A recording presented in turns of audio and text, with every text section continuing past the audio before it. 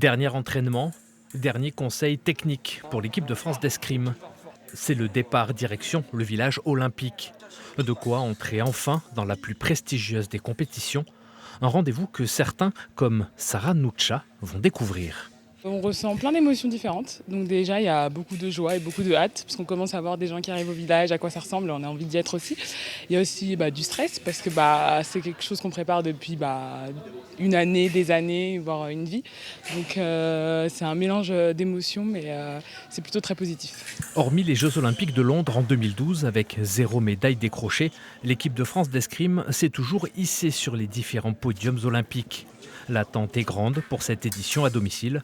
Les athlètes le savent et veulent en faire une force. Les gens qu'on croise tous les jours nous disent des encouragements, allez on compte sur vous, allez ramenez-nous la médaille. Alors ça peut ramener de la pression, mais on sait très bien que ça part d'un bon sentiment. Et moi je suis content, je me sens tellement privilégié de pouvoir ressentir cette pression, c'est-à-dire que j'en suis, que je vais faire partie de cette aventure. Donc j'essaie de tourner cette pression en quelque chose de positif.